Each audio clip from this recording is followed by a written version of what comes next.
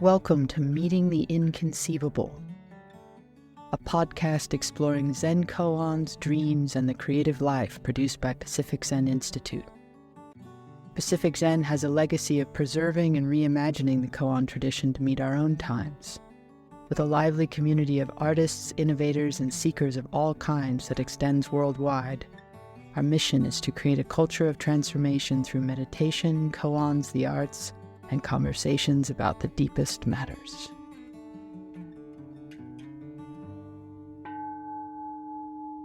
In this episode, Roshi John Tarrant offers a Dharma talk on a koan from the Blue Cliff Record, when a student asks Master Yun Men, Great Cloud Gate, "When the tree withers and the leaves fall, what's that?" And Yun Men answers, "The golden wind is revealing itself." Tarrant speaks of autumn as the philosophical season, when we're drawn into the deeper questions of our lives, including what remains when so much of who we think we are falls away. What's it? Feel your life, feel the time. Notice how we're always trying to escape out into something? Usually we're trying to escape out into some sort of fixed idea, some idea we have about things. I know the real situation, the problem is X. Yeah, and you know how the mind, it compares. The real problem is somebody didn't select me for something. The real problem is somebody else did something. The real problem is somebody doesn't invite me into their circle. The real problem is I wasn't recognized for my ability. I don't know. What's yours? You know? And it's just a feature of the mind. It's a great artist ceaselessly producing material. Yesterday I did the thing about I'm pecking. Will you, Master, will you peck? And the teacher said, I could do that, but will you be alive if I do? You know. But there's something tremendous poignancy in, hey, give us a hand here. You know, give us a peck. Peck, peck. Peck, peck, peck, peck, peck. And I want to lead into today's koan by just bridging. Somebody asked later, what happens when the student breaks out of the shell? From the point of view of the teacher, what's that? And the teacher said, good news. And from the point of view of the student, what's that? Revealing her face, revealing his face. And so there's that thing that we're in the life we are in. We have to let it have us in order to reveal our face, in order to find out, like, what's it like to be human, to have these legs and arms. And somebody came to Great Yun Men and said, this is an aside, this is an irrelevant aside. Somebody came to Great Yun Men and Yun Men said, well, where have you come from? Yun Men said, well, what are they teaching there? And the guy went like this, and Yun Men hit him. And the guy said, what? What did I do for that, to deserve that? And Yun Men went like this. And the guy didn't say anything. Yun Men hate him again. So there's a certain formal elegance, about such matters. But anything will stand for the whole of it. Any piece of the universe has the whole universe in it. Any piece of awakening has a whole of awakening. Well, so good to know that now. And so today I want to talk about something that comes up for me this time of year. Autumn comes up for everyone. And there's a lot about leaves falling off in the tradition because there's a lot about, it's a metaphor for, your thoughts, that your delusions really falling off. And you'll notice that if you sit around long enough, you won't be as mad about so many things, and you won't be things that you'll think are super important, you realize they're not, and stuff like that, right? And underneath, when that falls away, there's a tremendous joy appears. And anybody who's done a session has probably had a bit of a taste of that joy. But it's a profound thing, and it's worth noticing if it comes by. So Yun Man, somebody asked, great Yun Man in Cloudgate, one of the greatest masters of all time. When the tree withers and the leaves fall, what's happening? And the golden wind is an old phrase for autumn, And Yun Man said the golden wind is revealing itself, like the person's face, The golden wind is manifesting itself, is exposing itself. The whole universe, the body of the universe is being exposed. And there's an, I don't know, you don't need to know this, but I'm going to tell you anyway. There's a Han Shannon, Cold Mountain, who was this kind of nutty poet who just went up the mountains and didn't want to become a bureaucrat and closed the gate, never intending to open it again, and wrote, poems, famous poems. And but he said there's a tree older than the forest it stands in, which some of you have probably worked on as a koan, perhaps, And it's the same tree, really. It's so ancient that it stands for eternity. And it's kind of bare in a way. It's lost a lot of leaves and it's just exposed. And it's the shape of eternity. So Yun Man's referring to that. But he's also referring to autumn. The metaphor he's using is autumn. When the leaves are falling, and whatever autumn is for you. And usually, I was talking today with a friend about, and there's a certain sort of tenderness about autumn, and a slight sorrow mixed in sometimes, We're losing stuff. The first noble truth is very evident, And so Tony Hoagland, who was, I thought, a wonderful poet and a friend of us, and he said, autumn is the philosophical season. He never said anything with a straight face, so you take that into account. But it kind of is in a way where you get vistas, and you see, when you're in sitting up on the pass in Sonoma County, where we live, in autumn you see the bands of clouds separate, and the sky, there'll be turquoise and some strange red and lavenders and things, and you can just feel the revelation. The body of the Dharma is revealing itself. And then you hear the big tractors going all night in the vineyards. It's also the body of the Dharma revealing itself. It's autumn. The big tractors with their big eyes are going. Some time ago, within my memory, people decided harvesting was best done at night because the grapes had a more predictable temperature. And I think it was just an annoying idea that the vineyard makers thought up, because I was thinking of annoying ideas. And I was thinking, God, now we're really not going to get any sleep. But anyway, it is sort of exciting in a way. You've got these big trucks going and the grapes are falling off, and sometimes the trucks go off the road and all the grapes disappear down a canyon. So it's a time of interest, autumn. And autumn is the time of interest. There's also the time, the eternal. We feel that quality of we might say becomes visible. And so there's a time for, I don't know, I like doing zazen, I like doing zazen anyway, but there's something nice about this autumn session, the harvest session. The spaciousness is very available to us. And I always, when I was first sitting, or at least first sitting in a temple, I read a lot about people who had tried the method and what had happened. I felt like I wasn't so much interested in the theories or things like that and what people had done, but like what did you do? If you worked with the koans, did you have? And pretty much that was about what I was interested in, a narrow but forceful field.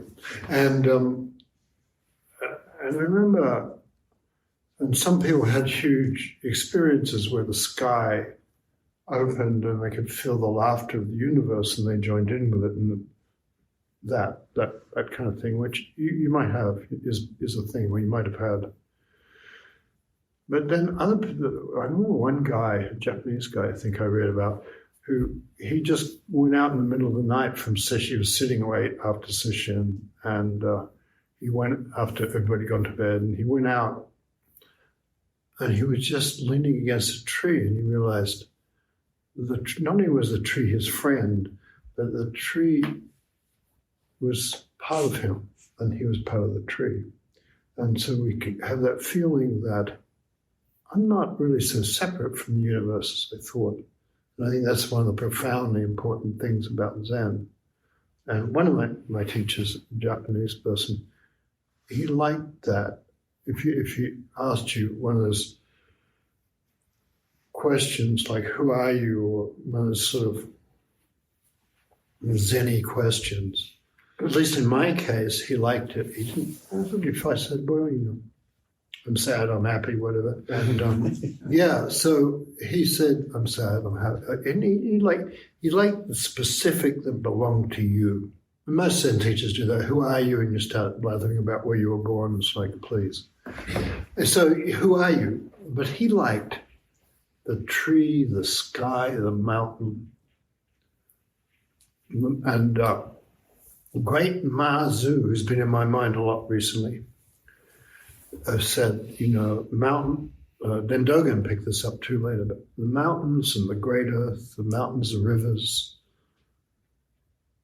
and the great earth, the sun, the moon, and the stars are not other than your own heart mind. Somebody asks you, what is your heart mind? You know a good answer. So I want to talk a bit about, I thought, well, this koan about the golden wind is very compelling to people. I'm not sure why, but young teachers always want to talk about on it and things like that. And so I look back and I've got a lot of talks on it, which I didn't go back and look at. But there's the sort of thing you feel kind of safe. I can talk about the golden wind blowing the leaves off the trees. Most people can relate to that. And so I thought, well, I wonder why I like it. We have an apricot tree in the. It's kind of a friend. It's really interesting the way a tree can, just the way an animal, a dog can be, a tree can become a friend, and has opinions and things like that. And so I've become quite knowledgeable about the colours it gives and how as it turns, as it yellows out, there's a sort of greeny thing called fallow yellow, according to the painter I live with. It's nice to know that and think, now you're going through your fallow yellow phase to the apricot tree. And I spent a lot of time sitting under that apricot tree, especially at night, often with a dog. Dogs like to sit with you at night. And so there's the intimacy of sitting, or I'm also associated to the intimacy of sitting for me.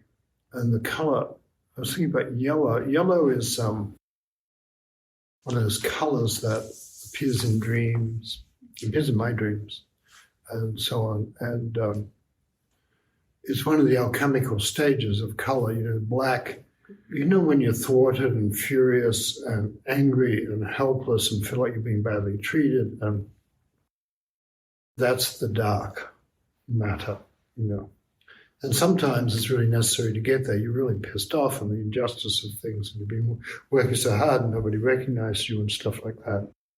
The dark matter. And you can tell in Zen, sometimes you just have to go into that. So I wanted to talk about the dark a little bit. Really, I want to talk about yellow because it's where I want to get to, but you've got to start with the dark stuff, And you've got to go down before you can come up. And the great path of session, the vessel of session, takes care of that because it always gives you a demon day. And a demon day is usually day 2. Bingo.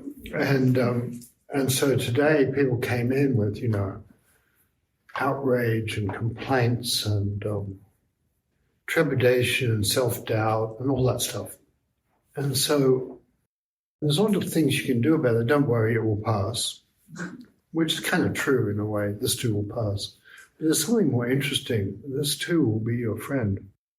And there are a lot of like recipes in Zen to, well, go into the dark material, But to tell you the truth, I don't ever do anything consistently like that. I'm just incapable. I can't do that. And in a way, I think everything, and it's not Tao, the Taoist thing is that there's this flow happening in you. There's a dance and you're being carried, so you don't know what you're going to do. If you're really in your sesshin, it evades your plans because if you're making a plan, it's outside. You can tell how it's taking up a large part of your psyche that's really needed for the meditation and for the awakening that you could have if you weren't worrying and planning for an awakening, So that sense of being absorbed is profoundly important. And this koan is about that, The golden wind has hold of us and we're in it.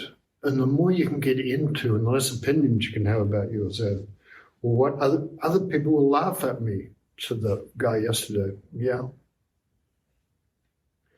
Like, so. And how do you know?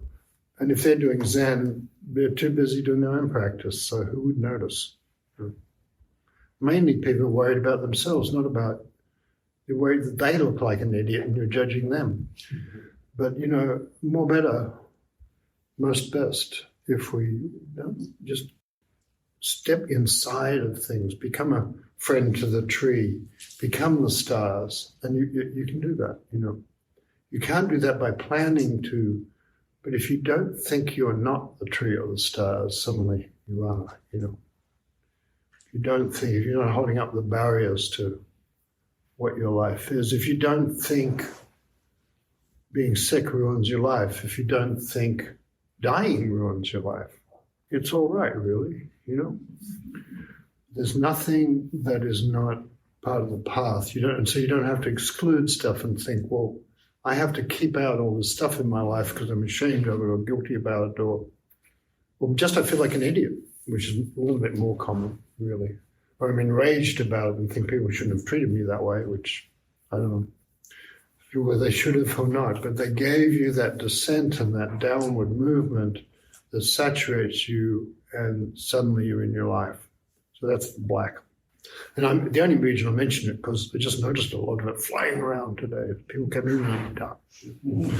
And people get possessed, there'll be arguments about coffee or something. Not coffee, there's something else. The liaisons will find something to argue about. This is not the perfect way to do it.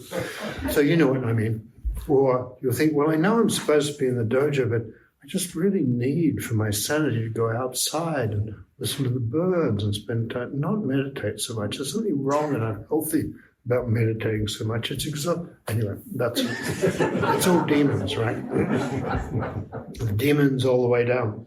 And I suppose the thing I'm saying is there's nothing really wrong with the demons either. You can't exclude the demons, but if you own them yourself, you're not projecting them on other people and blaming them for them. So in other words, if you do that work, you're not asking other people to do it for you. Do people get that? I don't think I'm getting that across, but next time. It's about as good I can do. Yeah, the secret, I wrote this thing about Buddha, the myth of the Buddha and so on. It's just in bed in the publishing house right now.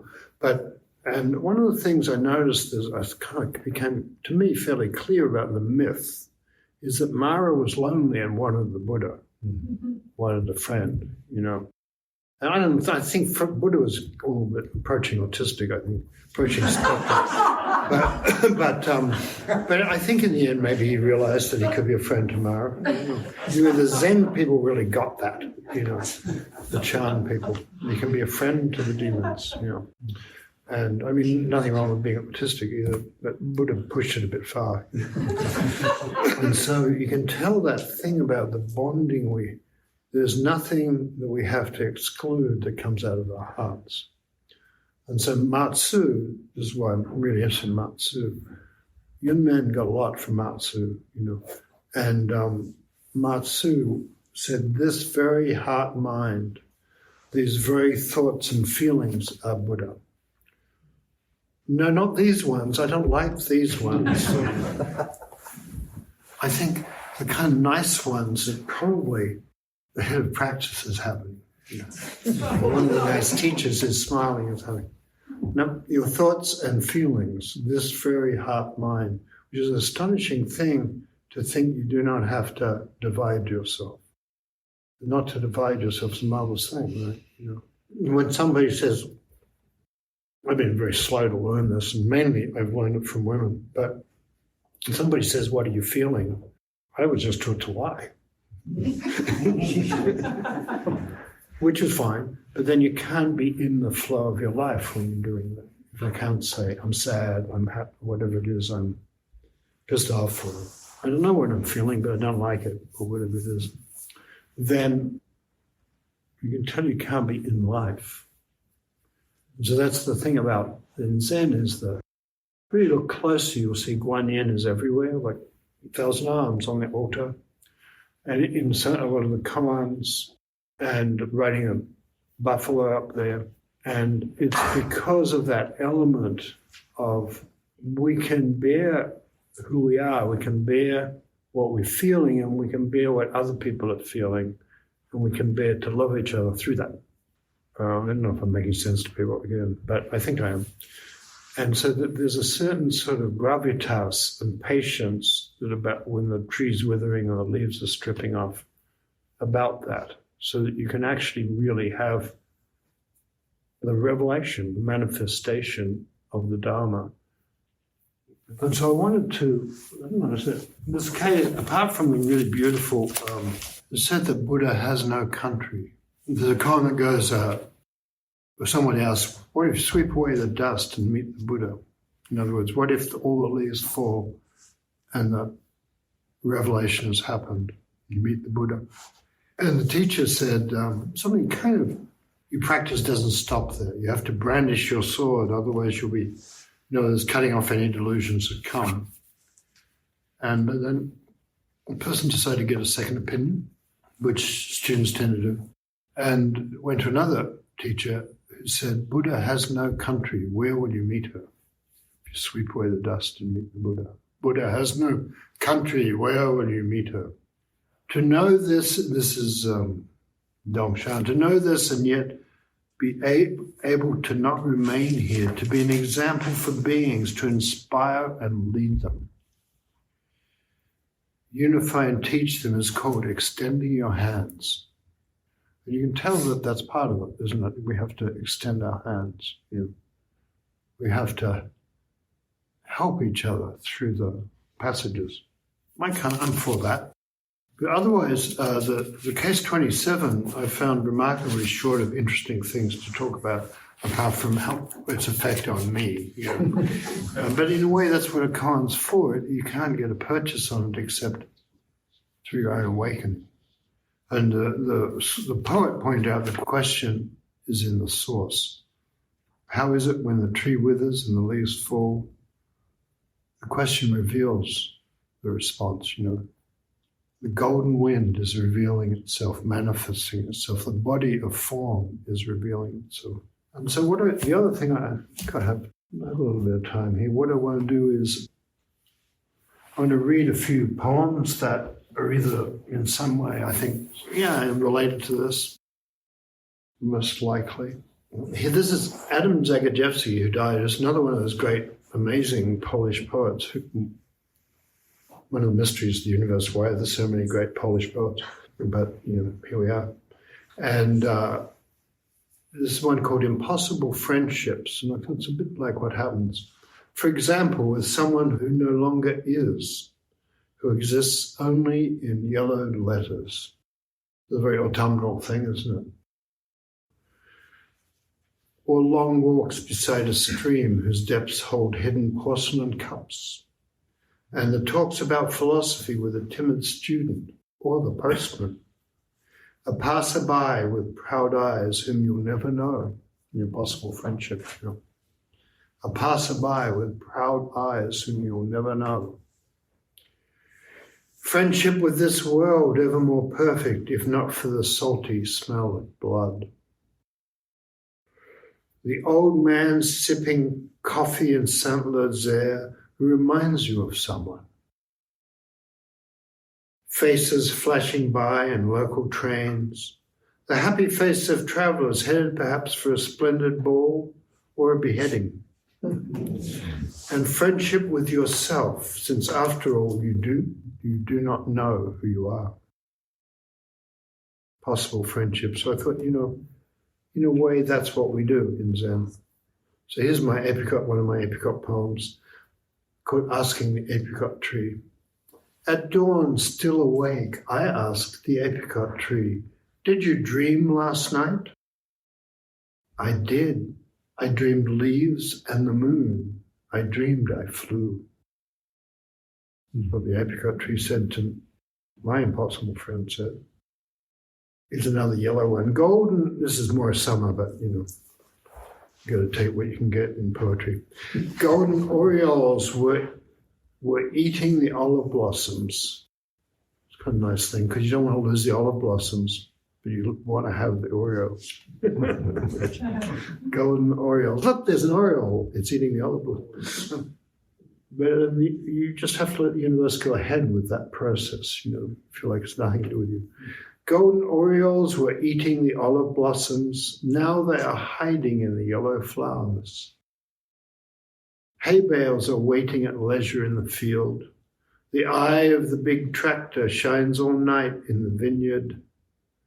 The name thief came in the night, and we woke blinking and found that we were happy. That's my report. This is more like an impossible friendship again. The crane flies a long way to speak with the moon, returns to the lake's edge all night, sharing news with the other cranes. The leaves, the reeds listen and pass it on in the dark. That's the Dharma. That's how the Dharma gets passed on. The crane flies to the moon and gets it and comes back and tells the other cranes, and eventually, you hear it, they're flying, you'll hear them calling. Then you wake up. See, it's good to know how you get the Dharma. Yellow again. My friend died. I'm reaching out for yellow, for finches in my chest. My last high school friend that was. This is a great poet who's not terribly much known by poets, but called Paul Celan. And the translation is by Pierre Joyce. I think this poem was written in German, and it's called Corona. Autumn is eating a leaf from my hand. We are friends. We are picking time out of a nut. We teach it to run, and time rushes back to its shell. In the mirror, it's Sunday. In dreams, people sleep. The mouth tells the truth. My eye descends to the sex of my loved one. We gaze at each other. We whisper our darkness. We love one another like poppies and memory. We sleep like wine in a seashell, like the sea in the moon's bloody rays. Embracing, we stand by the window and people look out from the street. It's time that they knew. It's time that the stone grew accustomed to blooming. It's time that the stone grew accustomed to blooming. That unrest formed a heart. It's time, it was time, it is time. One of Rilke's often translated and famous. Autumn, the leaves are falling, falling from far up. As if orchids, falling from far up, as if orchards were dying high in space. Each leaf falls as if it were motioning, no. And tonight the heavy earth is falling away from all the other stars in the loneliness. And tonight the heavy earth is falling away from all the other stars in the loneliness. We're all falling. This hand here is falling. And look at the other one. It's in them all. And yet there's someone whose hands infinitely calm hold up this falling. There's a more probably better known Rilke autumn poem. Lord, it is time the summer was immense. Stretch out your shadow on the sundial's face. And on the meadows let the wind go loose. On the meadows let the wind go loose.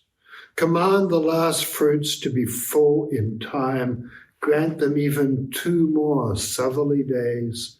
Press them toward fulfillment soon, and chase the last sweetness into the heavy wine.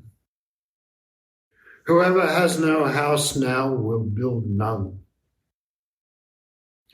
Who is alone will stay long alone, will lie awake and read and get long letters written. Trees that follow up and down will wander restless when the leaves are driven. Who has no house now will build none. That was Felsteiner's translation. Everybody has translated that poem. But the autumn is also the time when things go down. So when the demons come on, that's not wrong in autumn, Halloween and things like that. Or that they come on in your own heart and you're very disturbed and opposed to yourself. Be gracious about that, kind of shit that happens. And it's life, and so that turmoil, as well as the peace of autumn, there's a certain sort of letting go and sorrow and things like that. But also it's just the flow of the Tao. So I personally enjoy autumn, but I can feel that tristesse, the tear in autumn, the tear and the tear. And so that makes me think of his ode, and Persephone, of course, one of the symbols of autumn, or metaphors of autumn, is the goddess goes down into Hades. So Nice Mitchell has something that leaves it brown, and my old husband's coming round. Take me back to Hades town. Ode to Persephone. For a long time as a kid, I thought it was called Persephone. Ode to Persephone, that which is not to be excluded. Thick summer's sprung a leak, and Mr. Antlers is eating the tomatoes, keeping a wary eye and readying his shiny hooves.